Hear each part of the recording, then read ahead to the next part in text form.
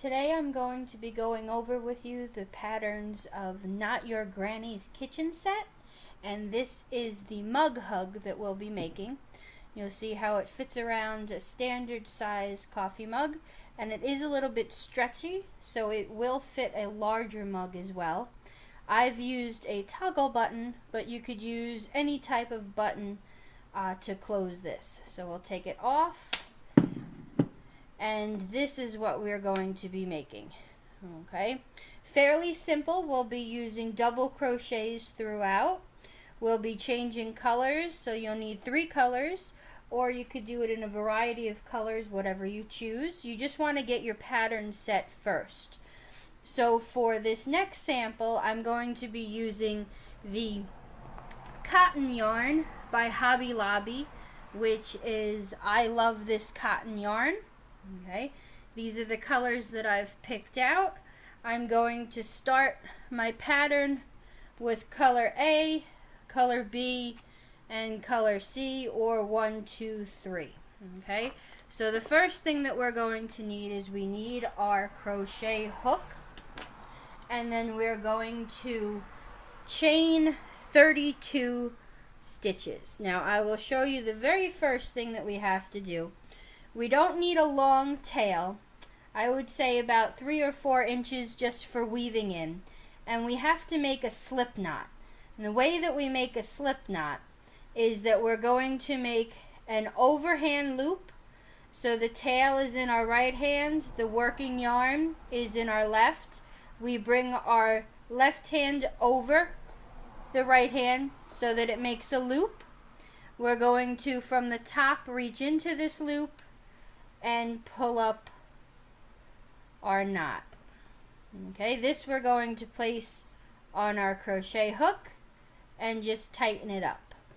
Okay, the way I like to hold my yarn is I put it over my index finger and under my middle finger. Okay, to chain, we are going to point our hook down.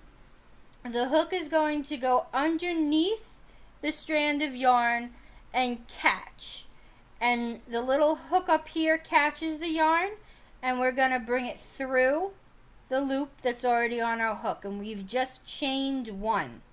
We're going to do this 31 more times. So again, point the hook down, reach underneath the yarn, grab it, and bring it through. Okay, that was 2, 3, 4, 5. Now what I'm going to do is I'm going to hold it a little bit higher with my index and my thumb, and I'm going to keep going. And move my fingers up.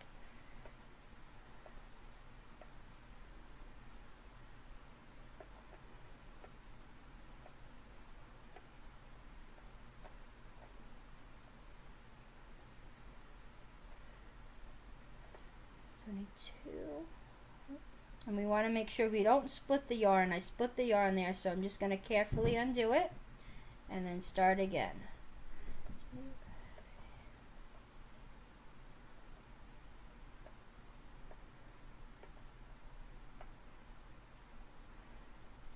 And we got 2 more. Now you can easily adjust the size of your MugHug by either crocheting more or less chains, and that will determine if you do more or less double crochets. Now for row 1, we're going to count the 3rd chain from the hook. We don't count the one that's on the chain. We go below it. So we've got 1, 2, and 3. Okay. Now there's a variety of ways you can go into the chain. You can either go into just this top loop. You could go under 2 loops. Okay, see how there's 2 loops on the hook? Or if we flip the chain over, you'll see there's a back bump.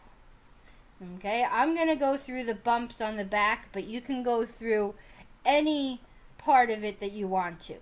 So we're going to go in the 3rd one again. So we count not the one that's attached, so we go 1, 2, 3. And for a double crochet, we're going to wrap the yarn around our hook just like we've been doing. But now we're going to go into the stitch. So let me just make sure I got 3. 1, 2, 3. We go in this one. Okay. And then we are going to grab the yarn again and bring it through 1 so that there are 3 loops on the hook. We go and bring it through 2 loops, and now we bring it through the last 2, and that is a double crochet. Now we're going to be doing 29 more of them. Okay, so we wrap around, we go in, pull up a loop, go through 2, go through 2 more. Okay, you're going to do this all the way across. So we go in, pull up a loop. Okay, I'm going to unwind my yarn a bit.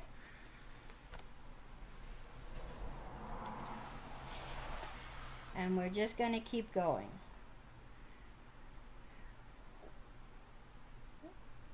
And if you lose the thread, you just take it out, wrap around again, go in, pull up, go through 2, around, go through 2 more, around, and then we look for our back bump or whichever one you're going into, and again we go in and we go around. I'm going to do a couple more.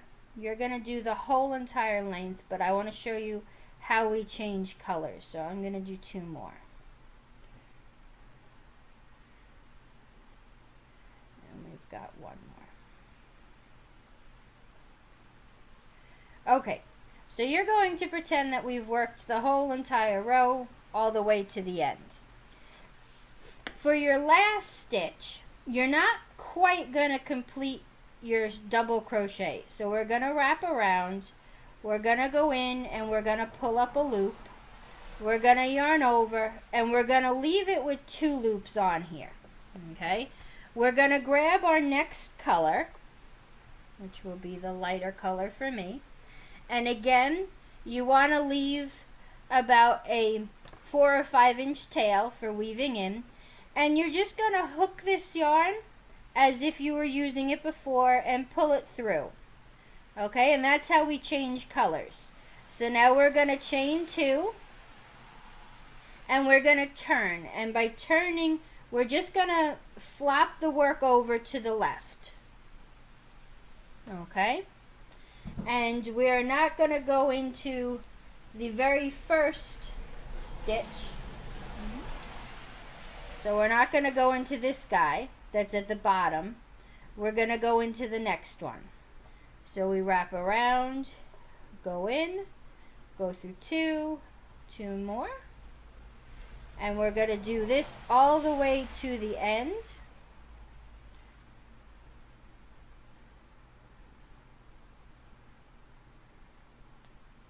Just like we've been crocheting.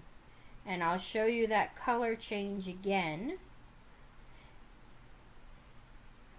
Okay, as we get to our last stitch.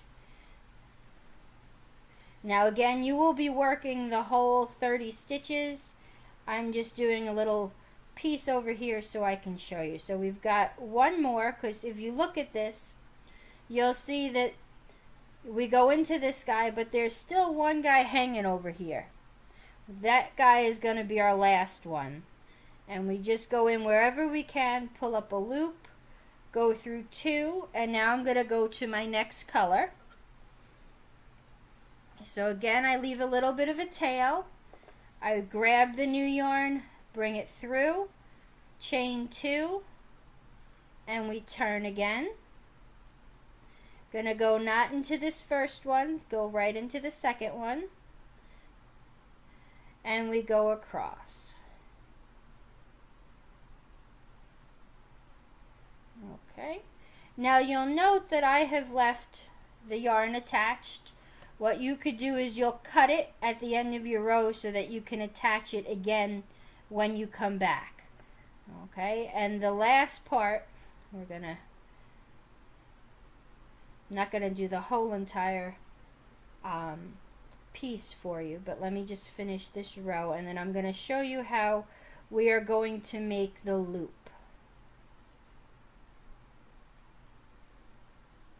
Okay, and again, we've come to the last one. So this last one is the chain that we did. So sometimes it's hard to find a stitch in it. Just wherever you can go into it, we're going to go into. And now we're going to pretend that this was the last one that we had to make. And we're all finished with our rows. Okay? So we're going to pretend that we've done. So now we have to create the little loop that goes on the edge.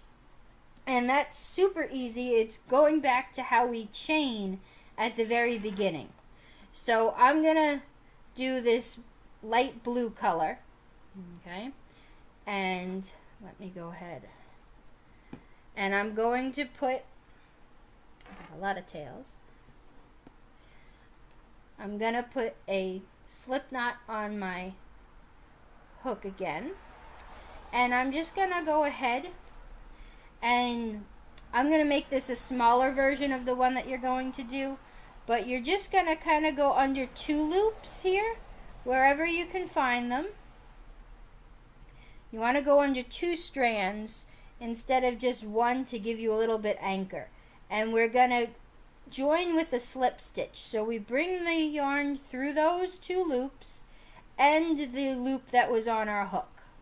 Okay, and now we're gonna chain, and it says to chain till it's about 3 inches. Okay, you can kind of eyeball it. It depends on the button that you're using and how big your mug is, but I would say let's do a couple more. There we go. Now to join it on the other side, okay, there'll be another color over here, but for this purpose I'm just going to show you how to join it. So again, you go under 2 strands, grab the yarn, and then pull that one through. Okay, and this is where you would cut your yarn, and this would be your loop. Okay, so this is a little bit of a mini version of our MugHug. Okay, and the MugHug is super easy to put on. What you do is you grab your handy dandy mug, okay, you wrap it around, the little loop goes underneath the handle of your mug, and then you just catch it on the button, and you're free to have a nice warm cup of tea, hot chocolate, or coffee for the winter. Okay, I hope you've enjoyed, and I'm putting a link to the pattern in the comments section. Thank you.